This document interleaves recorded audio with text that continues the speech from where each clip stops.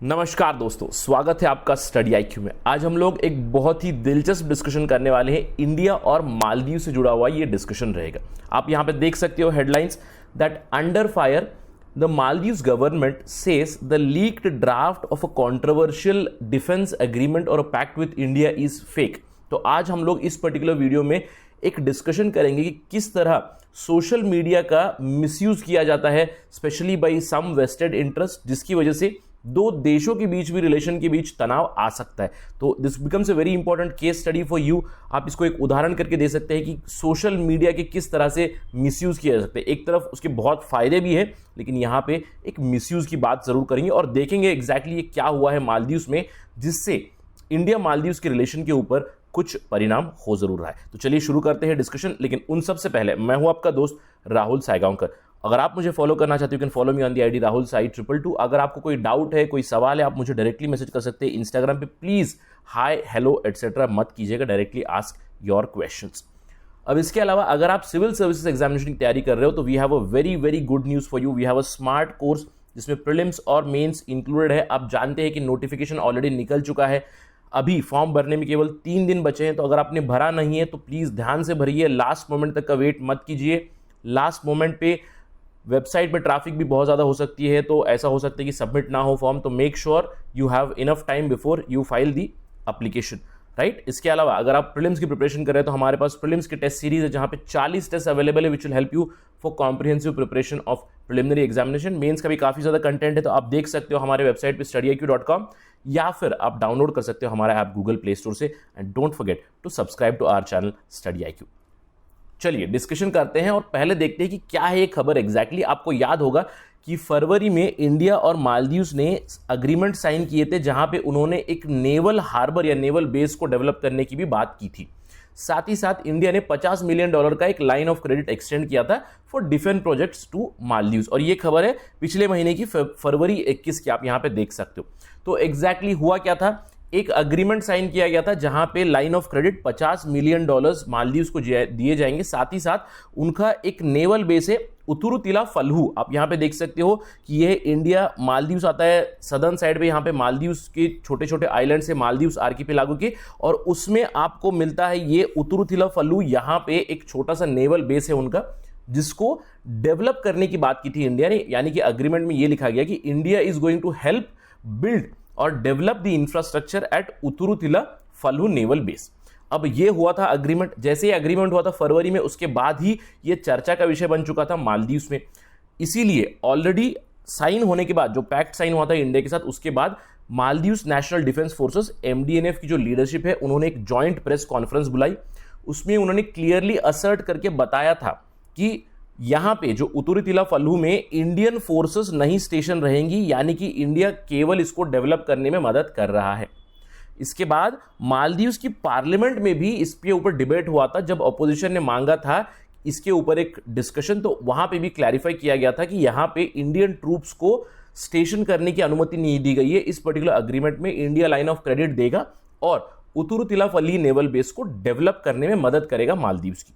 लेकिन अब कुछ नई डेवलपमेंट हुई है मालदीव्स में। हाल ही में मालदीव्स की एक न्यूज चैनल है DRS करके, इस DRS ने पब्लिश की एक रिपोर्ट, एक कॉपी, जो क्लेम करती है कि ये ड्राफ्ट अग्रीमेंट है इंडिया और मालदीव्स के बीच, जहां पे ये लिखा गया है कि इंडिया की जो मिलिट्री पर्सोनल है उनको स्टेशन किया जाएगा at the उतुरुतिला Falhu naval base.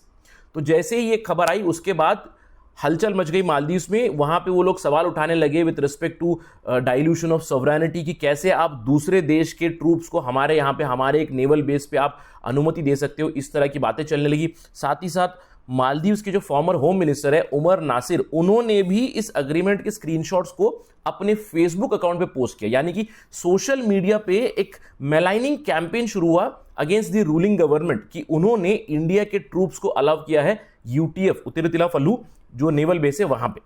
बहुत सारे सोशल मीडिया पोस्ट शुरू हो गए जहां पे उन्होंने एलेज किया कि जो मालदीव्स नेशनल डिफेंस फोर्सेस है उन्होंने घूस खाई है, उन्होंने ब्राइब ली है, और ब्राइब लेने के बाद उन्होंने इंडियन फोर्सेस को UTF में अलाउ किया है। यानी कि एक बहुत ही विट्रियोलिक एक कैंपेन शुरू हो गया मालदीव्स के डिफेंस फोर्सेस के खिलाफ और मालदीव्स की रूलिंग सरकार के खिलाफ। अब सवाल ये उठता है कि इस सब का परिणाम क्या हुआ। इसका रिएक्शन इमीडिएट आना ही था कि मालदीव्स गवर्नमेंट ने रिएक्शन दे दिया कि ये सारी खबरें गलत है। मालदीव्स की डिफेंस मिनिस्टर जो है मारिया दीदी, उन्होंने ट्वीट किया क्लियरली कि this is unacceptable, this spreading of fake news claiming that this is a copy of the agreement is absolutely false. ये ऑपोजिशन की एक चाल है and this is highly reprehensible and very very cowardly for their own political gain. इसके अलावा जो chief of defence forces है brigadier general Abdulla Shamal, उन्होंने भी क्लियरली रीइटरेट किया कि जो ये एग्रीमेंट सर्कुलेट हो रहा है सोशल मीडिया पे, ये कंप्लीटली झूठा है। उन्होंने कहा हमारी नेशनल सिक्योरिटी सोवरेनिटी को कोई थ्रेट नहीं है यूटीएफ एग्रीमेंट से। इनफैक्ट उन्होंने कैटेगरिकली मेंशन किया कि मालदीव्स गवर्नमेंट जो है, मालदीवियन फोर्सेस जो है, वो यूटीएफ डॉकयार्ड को ऑपरेट करेंगी, इसमें इंडियन ट्रूप्स या इंडियन फोर्सेस का कोई रोल नहीं रहेगा। इसके बावजूद ऑलरेडी सोशल मीडिया पे पहुंच चुका है। मैंने आपको बताया कि सोशल मीडिया के किस तरह से मिसयूज किया जाता है। अपोजिशन फोर्सेस ने यहाँ पे मिसयूज जरूर किया, तो ये चर्चा का विषय जरूर बन चुका है। अब सवाल ये उठता है कि क्या मालदीव्स को अपने पार्लियामेंट में इस पर्टिकुलर एग्रीमेंट की कॉपी दिखानी चाहिए अपने लॉ मेकर्स को, ताकि वहां पे ये जो कंट्रोवर्सी शुरू होगी वो डाई डाउन हो जाए। अब इसके ऊपर बहुत सारे सवाल उठ जाते हैं क्योंकि पूरे मालदीवियन जो एमपीज है वो इस चीज के ऊपर डिवाइडेड है।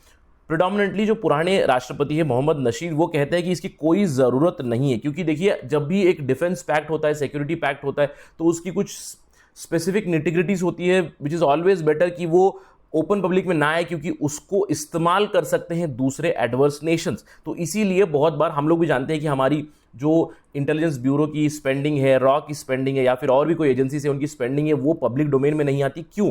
क्योंकि कुछ संवेदनशील डेटा होता है जो नहीं आए तो अच्छा होता है, नहीं तो इसका फायदा दूसरे देश उठा सकते हैं। तो ये उनके सामने एक बहुत बड़ा सवाल है कि क्या वो अग्रीमेंट को ओपन करे या नहीं। तो इसके ऊपर Maldivian parliament is right now divided.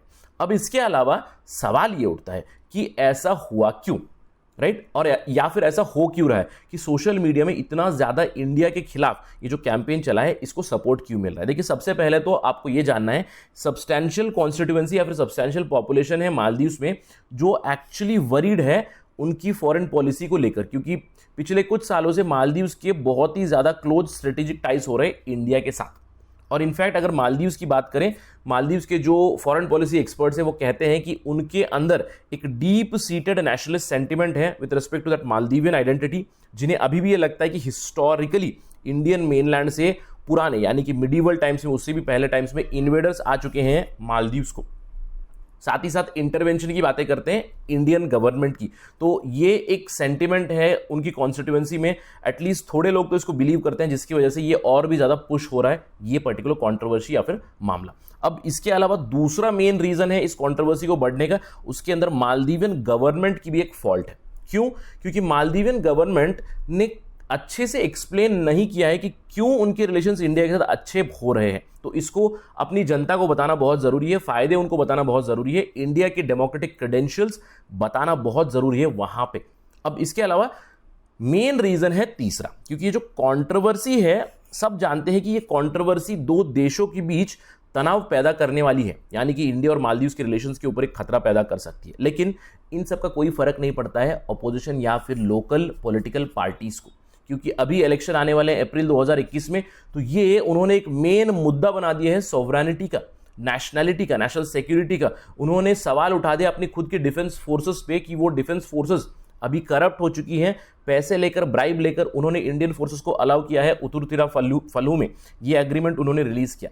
अब सवाल ये उठता है कि क्या इस मुद्दे को आप लोकल इलेक्शन में इस्तेमाल कर सकते हो? बट नॉनदलेस अपॉर्चुनिस्ट पॉलिटिक्स इसी को कहते हैं कि किसी भी मुद्दे को आप इलेक्शन का मुद्दा बनाकर वोट लेने की कोशिश करते हो। तो ये तो आने वाला समय ही बता सकता है कि ये जो लोकल पॉलिटिकल पार्टीज है, ऑपोजिशन पॉलिटिकल पार्टीज है, क्या वो मोबिलाइज कर पाएंगी लोगों को इस पर्टिकुलर मुद्दे पे लोकल इलेक्शन के लिए।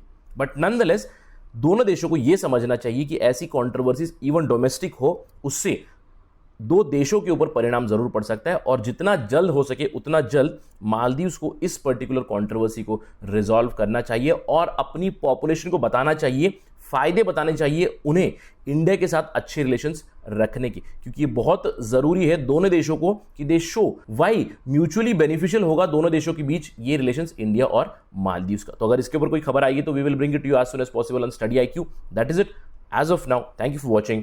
जय हिंद।